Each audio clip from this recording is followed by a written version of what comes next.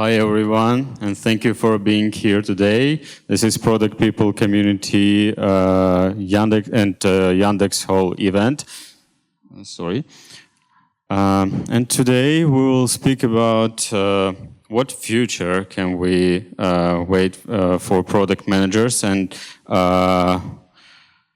how to build startup inside a big companies. Today we have two very beautiful speakers, one from Miro, Anton Zhvakin, and he will tell us about future of product management and how product managers feel they're in big corporations now. And the second speaker is Roman Krasilnikov, and he will tell us about how to build startup inside of big companies.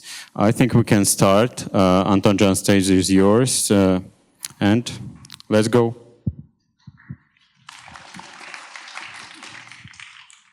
Hi everyone, thanks Roman for inviting me into the opportunity to share my thoughts about how product management role will be evolving in the next few years and be a part of this great, the biggest community of product managers here in Yerevan.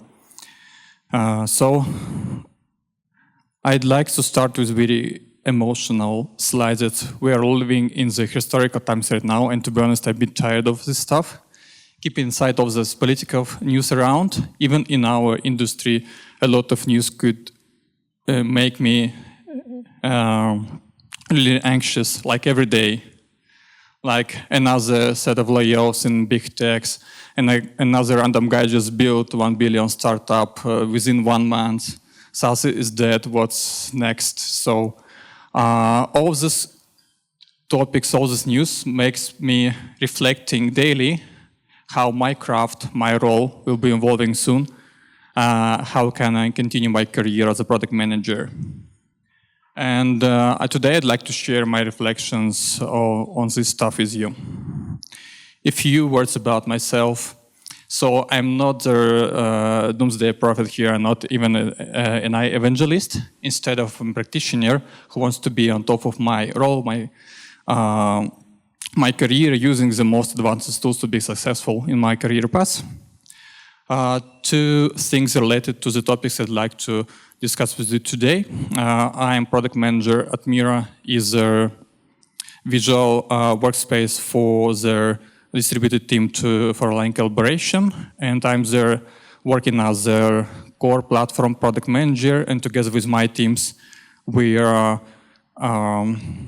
modifying our internal ecosystem, our platform, to reflect the new ways of collaboration between humans and agents, and even agents to agents.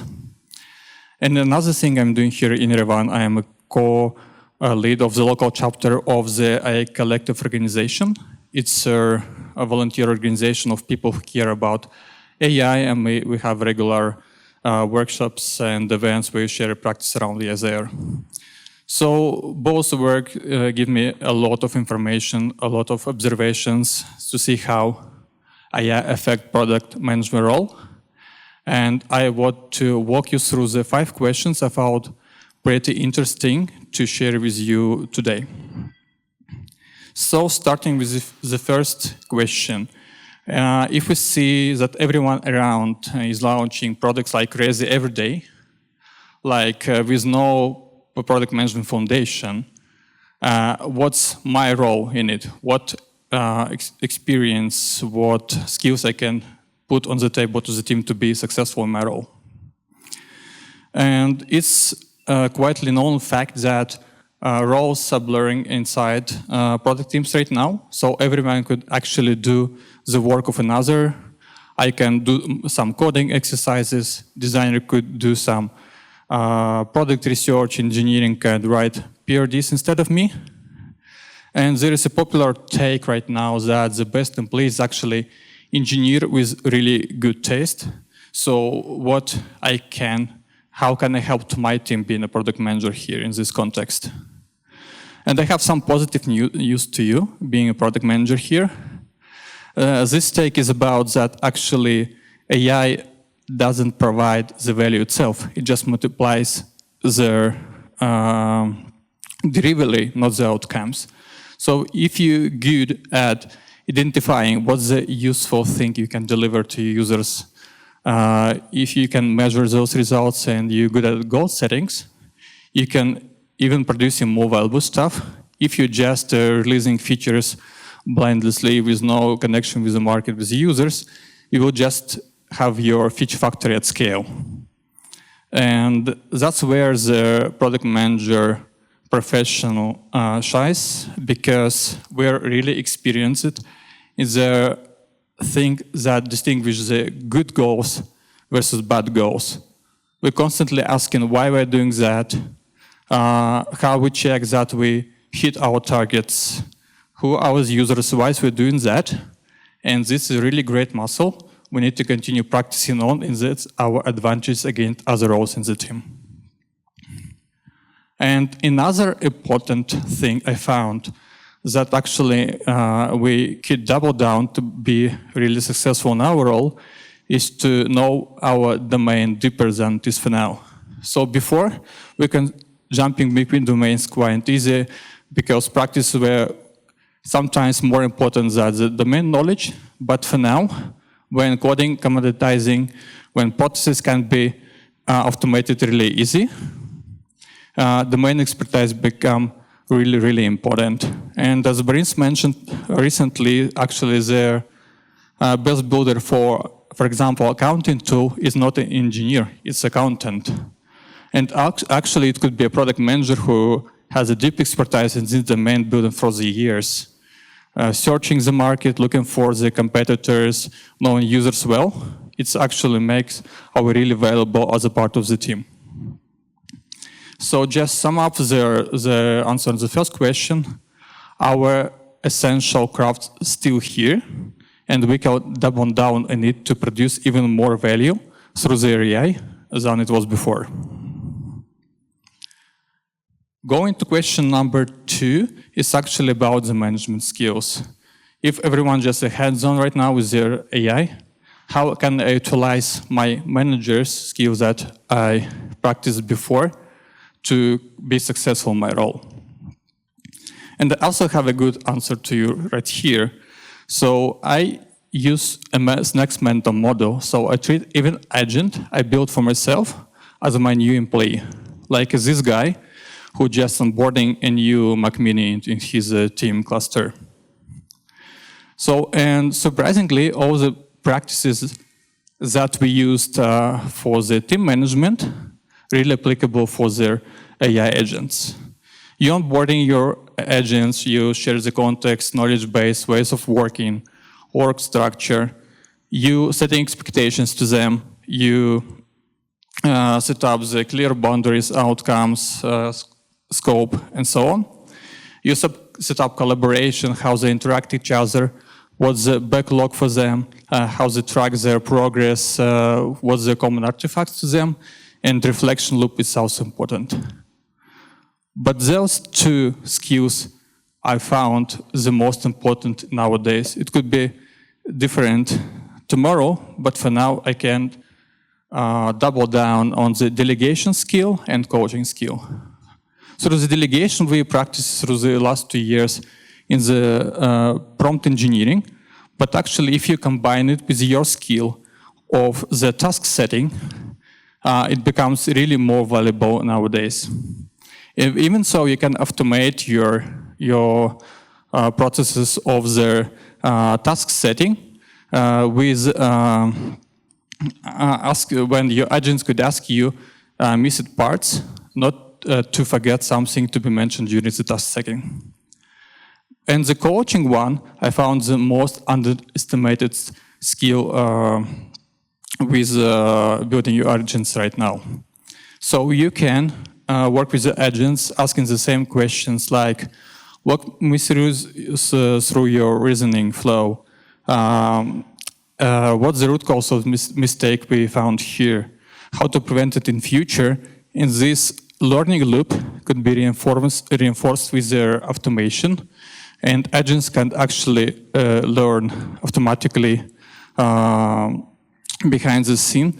And in comparison with others who just basically set up agents once, you have an advantage of the agents of your employees, your teammates, who are learning constantly. So all in all, our manager muscle stays the same. We can apply those learning those skills to manage our agents. And so some good news here, if you don't like to have a real people management, have these growth conversations on performance estimation, it's not required for your agents anymore, except you want to burn your tokens a lot. So the third question I'd like to walk you through is about the learning. You probably see a lot of people who are sharing their shiny brand new stuff around building products like Daily Money. And the question, how I can catch up them even I have full-time job? It sounds like I need to have the second job to be successful to catch up them. But actually, it's not super required because it's like the same issue as an Instagram. So you see really beautiful facade, but behind the scene is a lot of edge cases that the shared cases don't work really well.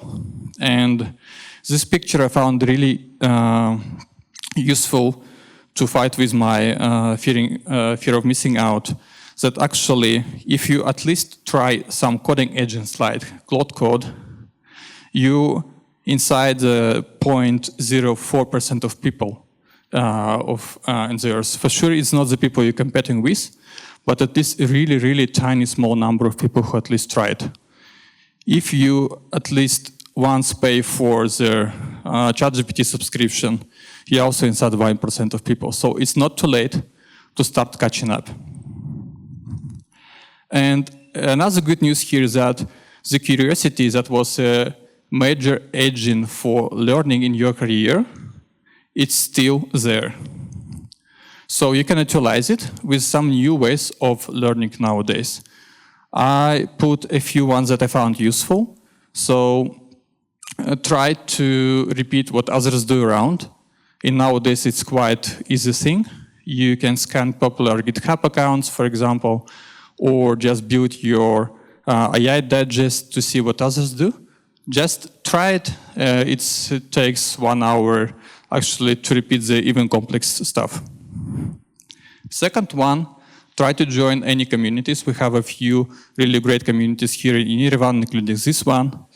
And join online communities. The goal, just go outside your bubble. You'll see how others do with AI. And it gives you a lot of new opportunities, new learnings.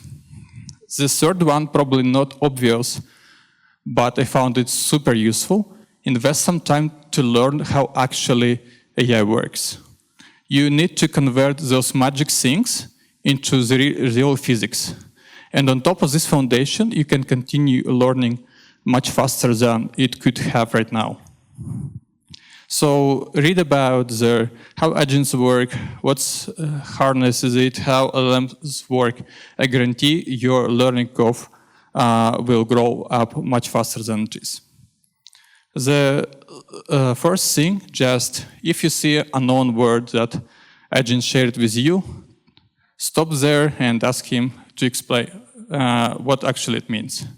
This microcycle of learnings will help you to understand this domain better and better, like every minute. And last but not least, just take your engineering counterpart, take engineers to the lunch, and talk with them about their old school practices. And nowadays, I found that a lot of engineer practice is super useful, even for setting the product management work. How Git works in terms of versioning, how to set up tests in terms of your agent's evaluation, how to debug and found issues in your workflows. All those practices are really useful. But the major thing from this slide, please don't postpone this, because the most expensive decision you can make right now is do nothing. If you start spending at least like 30 minutes per day learning that, you will move faster and you still can't catch this train. So all in all, if we double down on our curiosity, you keeping in mind that almost no technical limitations how we can learn, and new tools help us to learn faster, you still could learn having your full-time job. The first question here about the career, probably you found it the most useful one. So I reflected how can I evolve further being the product manager, especially having a lot of layoffs around. And I had a fear that actually the number of positions for the product manager are decreasing, but actually I found this picture in last of the Lenin's newsletters. He shared the choice. Actually, now we have the biggest number of open PM positions on the market since the end of COVID. And the one thought here, you're competing with not AI itself, you're competing with other product managers who are using AI. So if you're at least practicing, as I mentioned in the previous question, you're in a good shape here. And there I just collected a few ways, probably some not obvious one, how you can continue your career as product manager. Fractional roles become really popular right now. You can manage a few products, you can work in different companies, consulting or making products with them easily because the operations cost nothing today. You can increase scope in your company, leading a bigger domain. You can start leading AI transformation if you work in a big organization. It's one of the hottest positions on the market right now. You can go to the small companies if you get tired of the enterprises, because I believe that the era of small companies and teams is coming right now. If you get tired of managing teams, you can go to the role of the hands-off PM. It's also really valuable role right now, applying all the manager skills you got before. And the last one, I see that the recognition of the agencies, when you can provide guarantees of some outcomes, having your AI processes under the hood. So to summarize, a lot of new opportunities here, but your craft, your muscle is still the same. And the last one is a bit emotional or personal one. Last year, I started feeling myself a bit more exhausted than it was before. I started digging deeper. What's the reason, actually? And I found a few. So this productivity paradox, you probably know about it right now. So it was expectations that AI makes our life easier, and we could take more rest. But actually, I'm literally working as this guy, working on parallel terminals, parallel laptops, switching between them constantly while my agents work.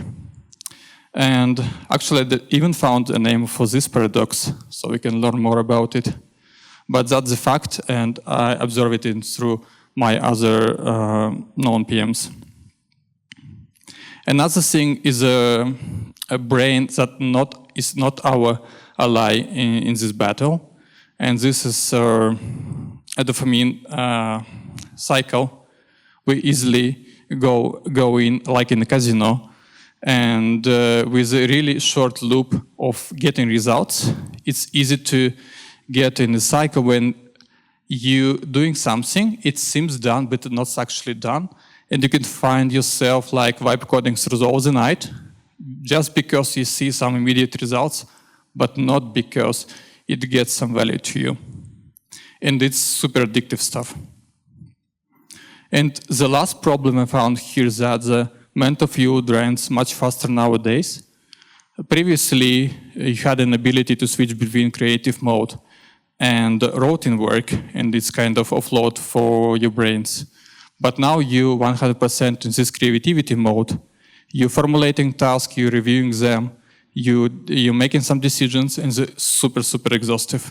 I found myself that I can't work on the same level of involvement for the full day right now. So my effective day is much less right now. And focus is really a rare skill because we're switching context, switching our projects that we work in parallel. And I found that I really rarely spend my time in deep work right now, and it scares me a bit, to be honest. It's bad news. I don't have any recipes how to fight with this yet. And probably if you have something, let's discuss it after. But the good news here just recognizes the problem is the first step to fight with that. So at least someone probably later will talk how to fight with these problems. But at least if you feel the same, you know you're not alone, it's not your personal issue, it's just things that's happening with all of us. That's pretty it. To sum up, we're in really good position as product managers right now. So we have our muscles that we trained for the last years. We just need to adopt the new reality. It's not a really hard thing. And opportunities for the product managers raise a lot around, and the role become more important soon, not less. Hope I bring you some positive vibes the last state, so happy to answer your questions and talk after.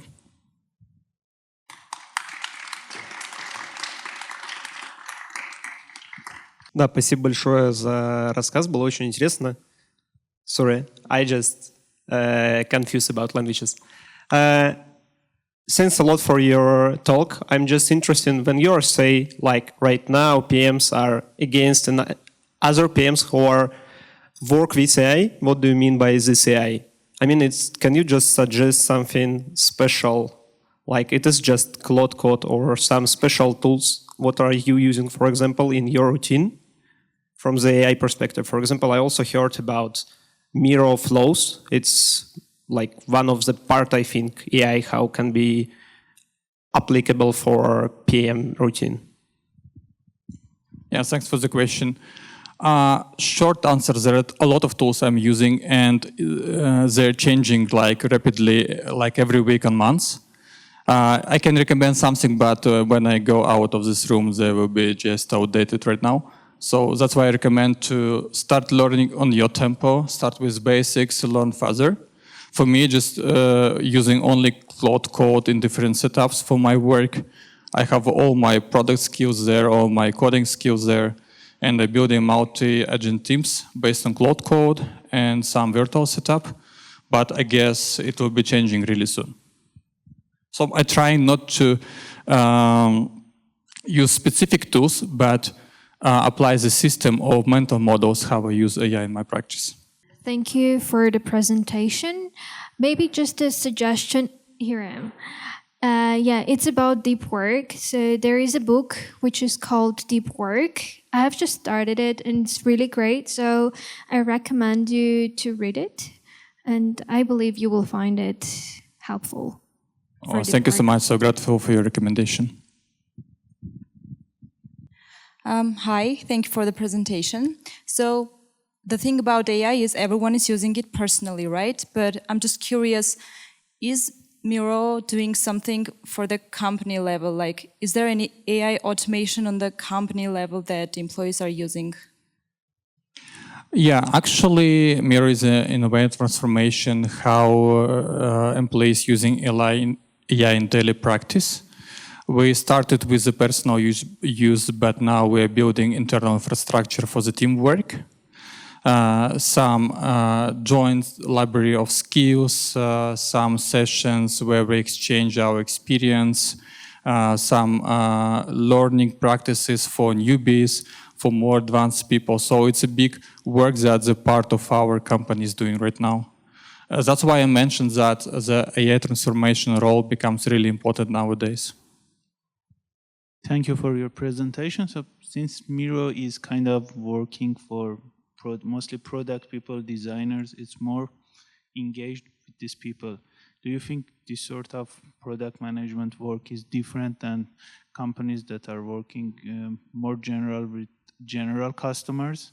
So you are working mostly with technical people or designers, product people, so they are more of your user base, and some people are working with some general customers. Do you think the daily work of these people is different as a product managers? You mean in terms of the Miro usage? Not Miro usage, as a product manager, for example, imagine yourself working in Miro and someone working in another another company as a product manager.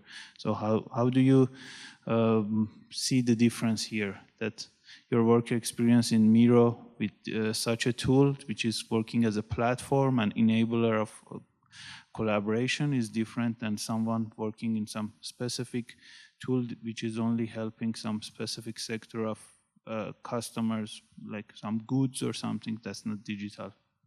Yeah, that's a really good question. That's why I didn't mention specific practices and operations things, because it really depends on the company. We have our internal ways of working. We try to optimize through the AI, but I saw a lot of different practices in other companies that work completely different way. So I can't share how we work at Miro just because it could be useless for others. That's why I also share my mental models, because it will help to start you building your practices in your company. Oh, thank you, Anton. Yeah, I absolutely love the slide with the stars and smiling poos. And my question is related to the focus, but a bit of context. So recently I've seen a theme in LinkedIn about doom coding, like doom scrolling and doom coding, because like coding becomes cheaper and you don't need to be a traditional engineer to do coding, etc.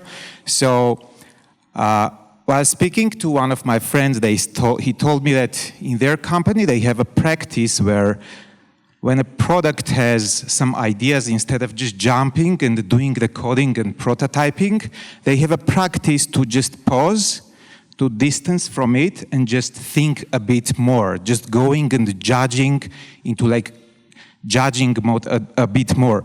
But nowadays judging, is like seems to be a bit, meh, like if you can ship it fast, why judge? Just ship. So my question is, what practices in Miro do you like apply like on the ground just to avoid this let's ship cycle, and just distance yourself and kind of think about it a bit more and then ship? Like something I've heard recently, again with that friend's company is just a simple example. When they have something to ship, they just pause and they ask five people in the company to share like a small paragraph why this should fail. Like a simple thing, but again. So any practices in Miro, I think that would be very helpful. Thank you. Yeah, thanks for the question. It really resonates with me. We're still using our pre-AI workflow of explaining why we're doing this thing or another thing. We have a set of milestones which we need to pass with some expensive features we need to invest into to align organization, leadership, and adjacent teams about why we're doing that. It's the first step. The solution we want to build is the second step, and then aligning after the releasing about the metrics. And what is changing is that we can move through these steps much faster. So instead of just designing a lot of mockups, for example, we can build prototype really easy, and the distance between milestones become much shorter. But the essence of that, the questions we are addressing through those steps are the same. And that helps us to stop doing the things even before we starting implementing in the code if others believe that it's not super useful and providing some valuable feedback. Okay, I guess that's it for now. I'm here if you can find me, ask any other questions, but I'd like to pass my voice for the next speaker.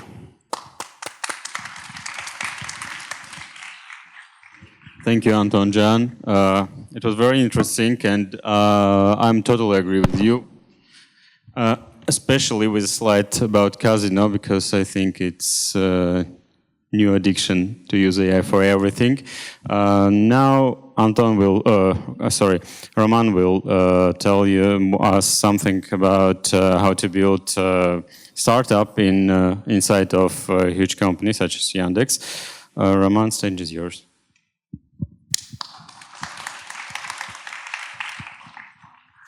Hello, everyone. I'm glad to see all of you here. So, my name is Roman Krasilnikov, and today we are going to speak about building a startup inside the BigTech company, which is quite differs from your regular PM's work, and it's also different from being a startup at home. But firstly, let's talk about this place. Here in Armenia, we have a vast variety of different services of Yandex ecosystem, and we are using our technologies to provide the best experience for solving everyday problems in more than 30 countries. And we are creating more than 20 services to achieve our goals. And also in Yerevan, we have this beautiful office, this beautiful building, but we also organize IT schools. We support local charity initiatives, and of course, we've talked about AI, so we also use AI to express our vision on how the IT products can help you in everyday life. Also on the slide, you can see lots of services over here, and to be honest, most of them were startups inside the Yandex too. For example, we've got a great taxi service, and it was a startup too. And then it became a big business, and we got money from them. And then we thought, okay, we can deliver people from point to point. Let's replace people to the goods. Okay, now we have delivery.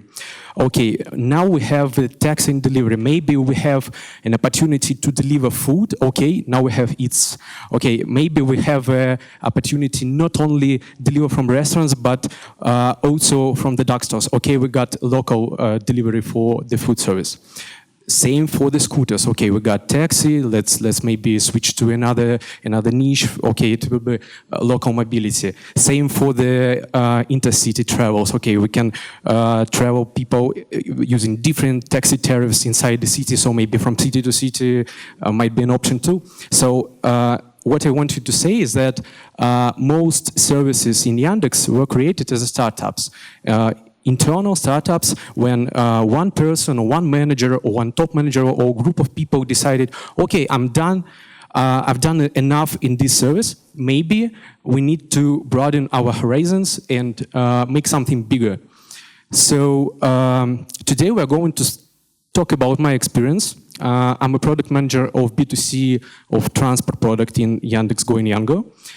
And we faced lots of problems doing the startup in a BigTech. And today we are going to see these problems inside three different dimensions. The first one is the external layer, where you face the state, cities, and competitors. Also, we will find out that there are lots of problems on a corporate level, because it's kind of hard to create a startup inside the company. I guess it's harder than making it at home without money. And of course, the team, operations, and you, and how you survive and how you don't give up in building such things. So, but first, I'm going to tell you who am I. As I said, yes, I'm leading a B2C product of transport in Yandex Go and Yango, but previously, I was a developer, then switched to analyst side, and now I'm product manager, and I'm doing some things in IT for about 8 years. But previously in Yandex, I was responsible for international markets and help Yandex to launch taxi service in Africa, Latin America, and other regions. So now we are switching to transport, and actually, we have three products over here. I'm responsible for one of them. The first one is B2C, which is the tool for everyday usage. You have an intent to travel somewhere in the city, so we will deliver you some features like route navigation, schedules, and so on, to make your public transport trip successful. Also, we have B2B product for dispatching.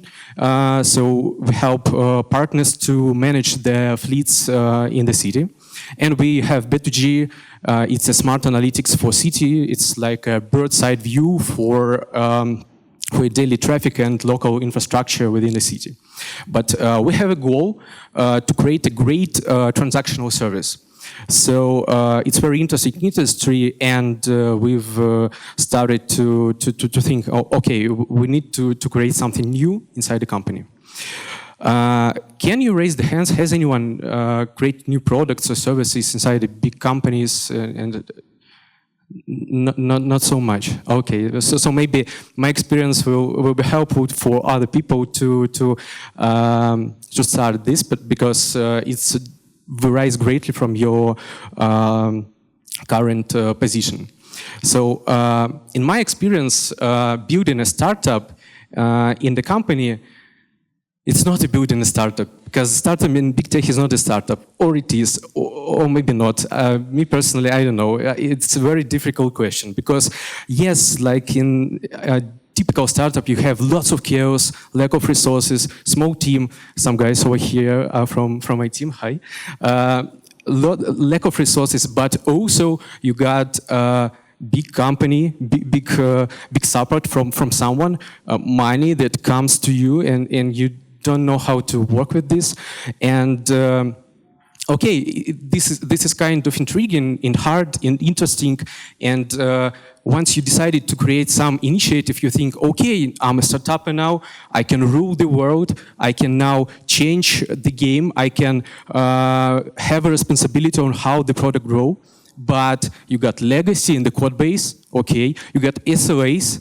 Okay, you got corporate brand, which is pressure, and legal risks over here, and you just can't control everything. It's like, you know, imagine like you are a child in the kindergarten, and you got friends over here, and we are having fun, we are playing different games, but everyone is overseen by their mom or the big brother, and you don't have enough space, and you can't just move around, you can't just run because someone is trying to point your direction and so on.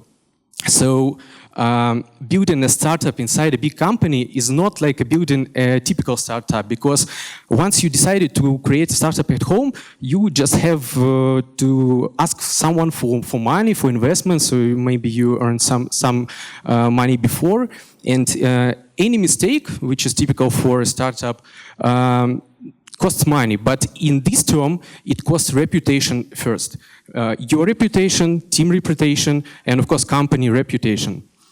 So it's like a game of survival in a multi-dimensional environment, where we have external contour, which is state, cities, competitors, company contour, the corporate one, and the team contour. So let's start with the first one.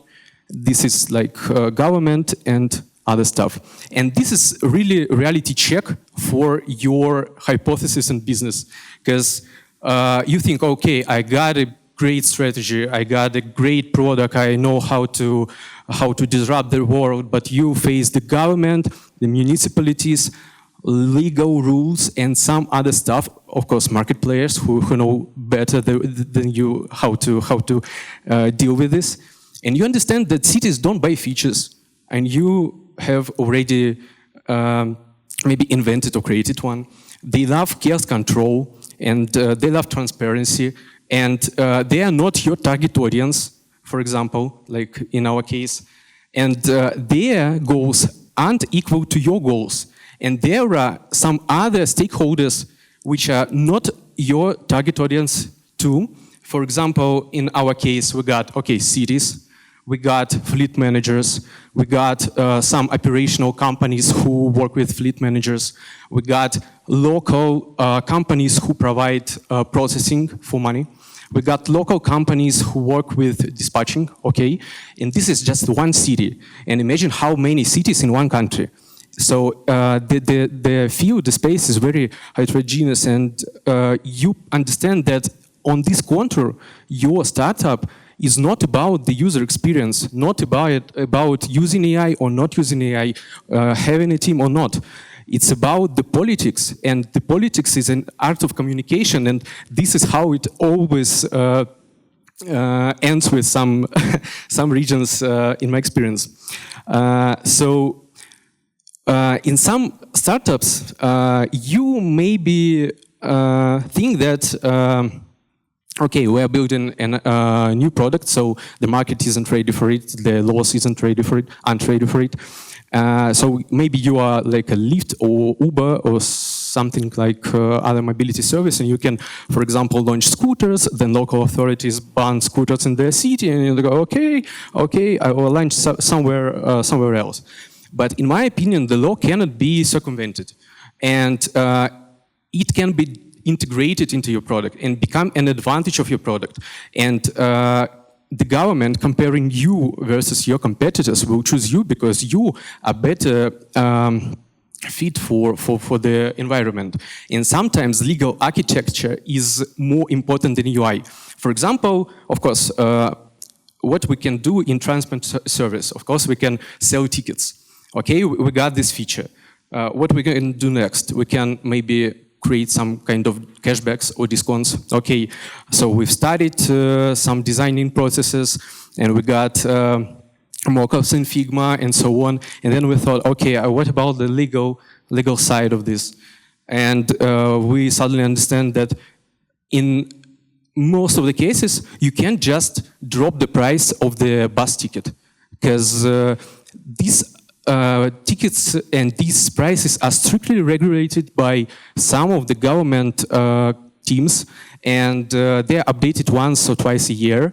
And if we decided, for example, to reduce the price and give a cashback to the user or something else, someone from our team will go to jail, definitely. I'm not joking. And this is like, the legal part is very crucial. Once you decided to deal with competitors which you face on the government field, here are some thoughts about it. So once you decided to build a startup, you think, okay, I need to grow a startup and then I will get money from the audience. I don't think so. I think that the presence in this case is priority, then growth. It's better to launch the city in 10 regions and have like, I don't know, 10 or maybe 100 transactions per day.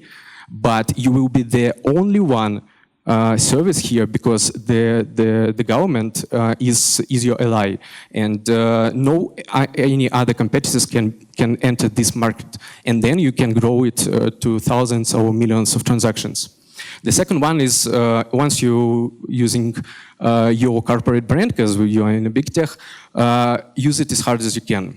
Join every meetings, every conferences inside your industry. Use your brand in communication.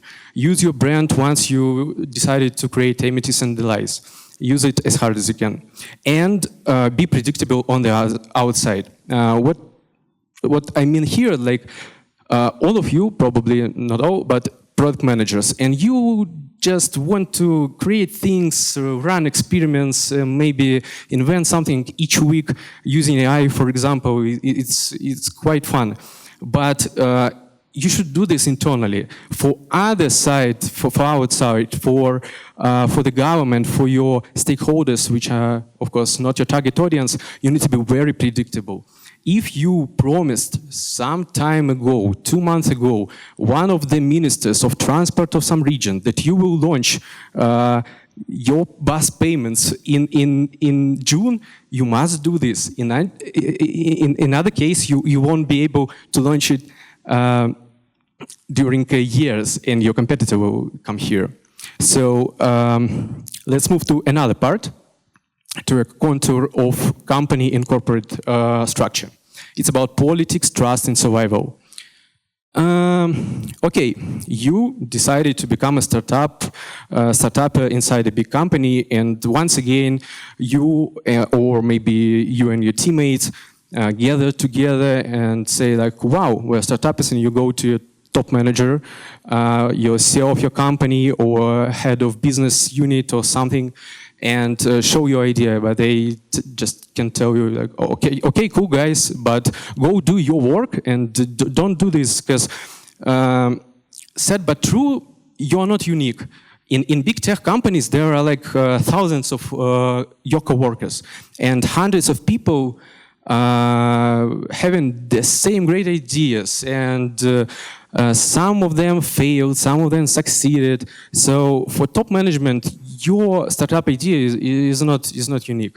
So now on this level, you are not only competing for the market share, like on the government level, but you are also competing for attention and trust by your HQ, and you definitely face the lack of resources, same ideas in different teams, and of course separate goals, which can go against your strategy of building startup. First thing first, you need to prove the value internally. You don't need any features. You don't need maybe any mock-ups in Figma, any plans. You need just three things. You need to have a clear narrative of what you are going to do. The clear answer for the question why you are building this, why you are going to switch from, I don't know, Yandex Taxi to Yandex Delivery or something. And you need to work fast with the feedback, because lots of people in the top management, they're not silly people. They're very experienced and clever. They're running big businesses with lots of money, so they will definitely share their point of view and expertise. So again, don't sell features, show the potential and effect. Okay, let's imagine you are building a startup in a big company, and you was blessed by your HQ. They give you some developers. They give you some money for I don't know, maybe 1 year, and just ask you, okay, build your things and come back in a year and show us result. But one man is no man on the battlefield. So here are 4 core principles I maybe experienced during my work with transport product, and these things helped me a lot to achieve my goals faster and deliver features better and faster as well. So the first one is that people want reward. We work in big companies and we got OKRs, KPIs, reviews twice a year, for example, and all people want to get the promotion and money. So try to find people who have another goals and try to convert their goals into your goals. It's very important, because now we have different teams around, and they're helping us for free. And it's kind of fun when you go through the office and then they meet you and say, hey, I want to help you to build something. And it's kind of interesting because he or she doesn't ask for another help in their product. No, they're just involved into your ideas. The second thing is that people in big companies actually build things and tools and different solutions. So most likely, every problem the default startup has, they were solved in the big company by the ancestors. So use this experience as well. The third one, people had expertise, so I'm here to talk with you on the networking. So once you decided to create something in your company, you need to talk, ask, then talk, then ask, then talk again. It's very crucial, because the more information you get, the more good decisions you can create in the future. And the fourth one, the big company have lots of people. And people you don't even know can help you a lot. So build allies, build colonies, speak publicly as more as you can. Come to every event, tell about your product, about your ideas, and they will definitely they will be definitely integrated into your process as well. So, for example, you have some fintech in your company, fintech team, and they invented some feature, but the feature wasn't ready for the market. But you can take this feature, integrate into your transport product, and it somehow works, and everything is great, and you launched the feature 2 months earlier than it was predicted. So use every opportunity in the company. And the last section about the team, the hardest part, to be honest, because all strategies break here. Because, okay, you got a great strategy, you got money, you got investments, but operational processes, deadlines, the fatigue of your team, and the broken expectations will definitely ruin everything. You can just, like me and you, gather together and say, okay, we have got a great idea, we are a team, we are together, but the product might be sinking and the team is burning out, and product manager like you will doubt in their ideas, and these are points I've faced during the last year. And here are some core principles I want to share with you. The first one, expectations management. You might respond me to like, okay, expectations management is like the basic part of the product manager, yeah? But in startup, everything goes so fast that your goals are changing every day. Your team is changing during 1 month. Your product plan, your Gantt are outdated tomorrow, and the weather is changing too, so everything is changing, and this is very crucial to share any updates with all of the guys around you, especially with your dev team. The second one, which I think is the most important one, is like dive into every operational, dive into everything. You are not a PRD creator. You are not a task manager. You are not a Gantt viewer, I don't know.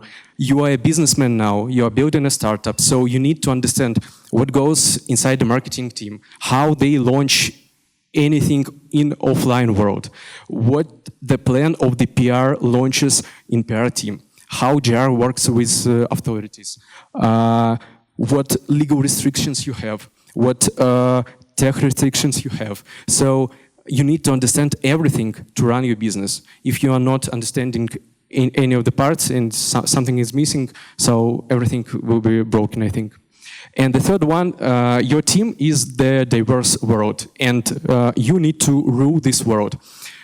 Forget, once you decided to create something inside a big company, forget that your only resource is the team of developers and quality assurance engineers. Not anymore.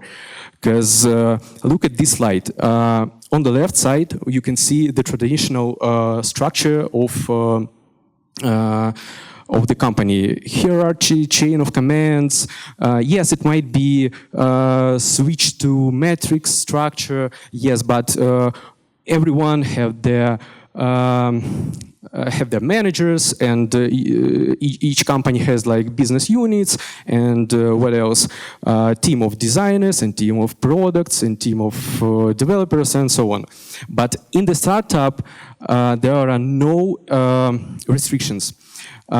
Every person which is involved into your game is your resource, and you can set tasks for everyone, not only for engineering team, but also for marketing, for PR, for design, analytics, legal, and even for your SEO, the SEO of your business. So we got a SEO who is running all three products, like B2B, B2C, B2G, and you can task him, give him tasks and ask for any help you needed. And in this term, you need to understand that you can rule the whole team, and understand that almost every business, almost every action which was made, for example, from PR or marketing team, they won't be successful if the product is bad. So everything is like product based. So you need to rule everyone. As for expectations management, yes, you can rule everyone, but don't forget you are in a big company, so maybe you have manager, maybe you have some peers, so take an advance that you need to explain the complexity to your manager, you need to agree in advance with your colleagues, and of course share the context with everyone around you. This is like the most awkward but important slide because it's kind of sad because once you become a product manager, and once you become a product manager building a startup, you're always in between. You are always not really enough. You are constantly in the context of different conflicts. And as you remember, you got how Eminem once said, one shot and one opportunity to launch anything in the government field. So it's kind of hard to manage everything, but I guess it's the fee, the payment we pay to become great product managers or CPOs. And also, don't forget about your health. Have you heard about the vitamin N? No? So take this vitamin N, because vitamin N is to say no, sometimes at least, for your colleagues, friends, maybe family, no. Just to say no for any initiative inside your company. I got like 90 or 100 open chats in Telegram, and I see some great ideas, but I understand that these things aren't matching our current target plan for the product, so I need to just say no for now and not spend my time and resources and not to be so nervous. And once again, the team is the key. So there are around 8.3 billion people on Earth. So it's, I think, kind of easy to find people with burn in their eyes and passionate professionals to help you build your internal startups. Because I personally recommend you to do the same and change your change how you feel to become a product manager. And in conclusion, let's just recap some things. We got 3 levels of how you can face the problems inside the big company with your small startup. On the external level, where there is competitors in government, keep in mind that Mr. Xcode's reputation, presence above growth, and government's goals aren't equal to yours. On the corporate level, keep in mind that attention and trust are crucial, and you are fighting for this against your teammates. Convert other goals into yours and look for allies. And for team contour, manage expectations twice higher, twice harder than you do it now. Dive into processes, it's crucial, and control the result and not the team of developers. This is it for today from me. Thank you for your attention.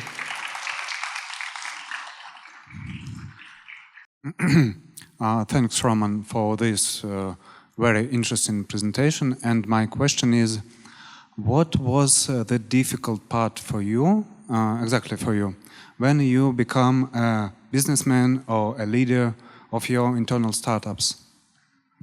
I guess the most difficult part for me was to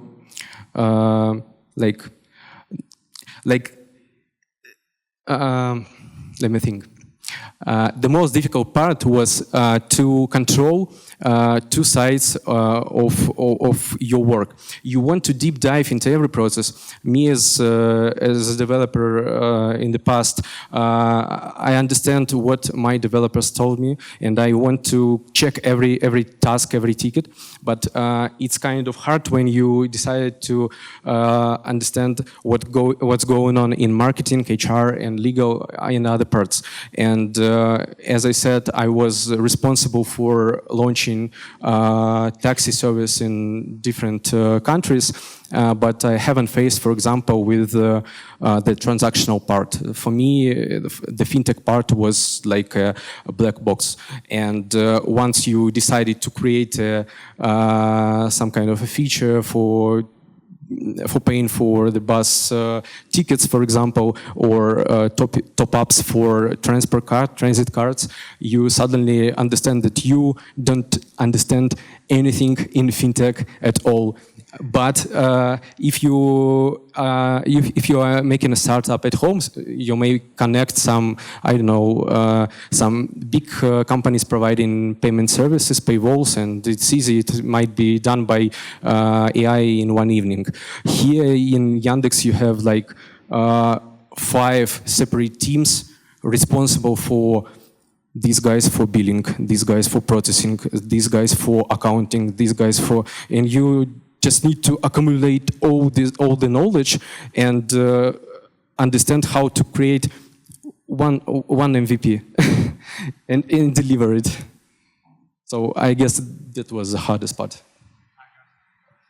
Thank you very much for the very interesting presentation. Developing a huge product or project inside of a big organization has the challenge that you are not actually the CEO or the shareholder. And sometimes you, being a project or product management, face the situation that your shareholder might interrogate into your decisions or start micromanaging because of some trust issues, or even they are very passionate and want to increase their level of participation. When you're facing this kind of lack of trust or micromanaging situations, how to handle it? Or you just leave it because they are the one who pays? Well, actually, we're making it the second year. And on the first year, it was more about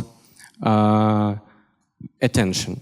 And the second year is about trust and results. What I mean, on the first year, we just tried to build a team, connecting some different parts and building the strategy. And suddenly, some of our competitors on the previous year decided to do the same. So we needed to move faster and create some connections and friendships with some locals in transport industry.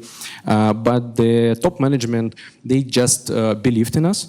Because we got a clear answer for why, and we got clear narrative.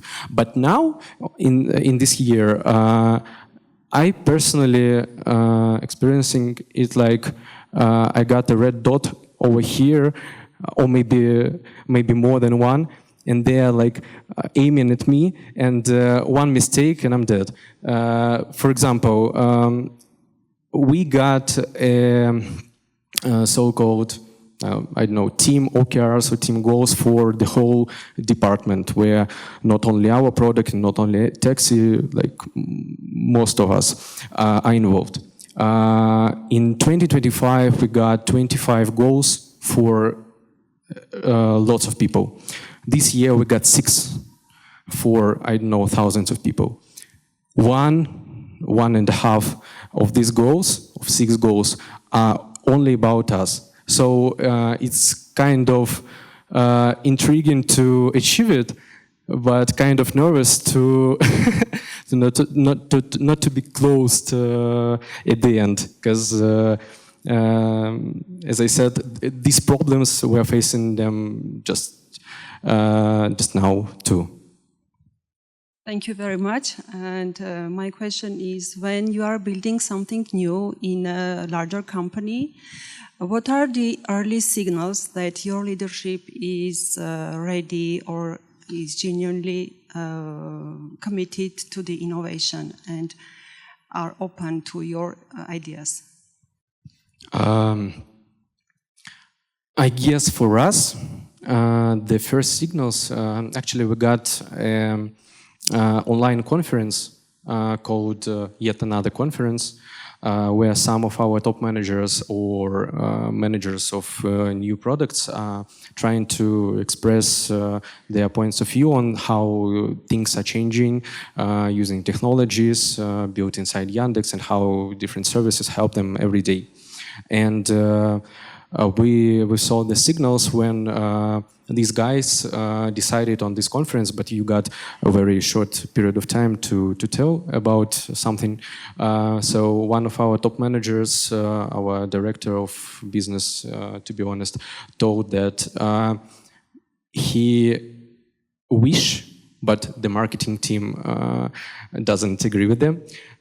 He wished to sometimes launch the promotion like, don't order a taxi using Yandex Go. Use other services to travel inside the app. And he told the story how he faced the high price for the taxi. The surge was pretty big, and he chose like a scooter and the bus or a suburban train, and the total time spent on the trip was less than on the taxi that was predicted. And we understood like, okay, maybe if these guys are using public transport, if these guys are willing to pay for, I don't know, suburban train because they want to come to the 55 floors height building and sit in the picturesque, beautiful office, maybe it's time to bring the idea that we are willing to do and make transport product which on that period of time was only about B2C and not transactional at all. And we decided to bring him ideas like, okay, we understood the specifics of the business. Now this is like a B2B product. Now we face and have meetings with some authorities. So we got a B2G product. And of course, all of this can affect the quality of B2C product, and we make it transactional. So this is how it goes now and how it started. Hi. How you deal with the situations when, for example, let's say you have the plan, you have strategy, and you're trying to talk with your managers, can be CPO, CTO, and etc. And they ask you, do you have enough time for that? Is your load enough? If you have enough time or free time, we have some critical stuff there to do, other parts of the company. How to deal with that? It's a real-time example there. Actually, my quality of life and work-life balance failed. The one thing I mentioned inside our team is that I told you that you need to control everything and you need to involve into, okay, marketing, I do marketing, okay, PR, I understand how it works, okay, something else, I do this job. In this kind of work, I understood that other people from other teams do the same. PR for for a specific period of time was involved into marketing activities. And marketing decided to go to digital PR field to launch something with bloggers. However, it is the zone of responsibility of digital PR. Our CTO is controlling the releases and I don't know, product settings and some other stuff, or tickets creating, which is kind of a product manager's work. So everyone is turned into a mixed roles, I think. And Anton said that one of the crucial parts of switching to another type of product manager is understanding the field and the I don't know.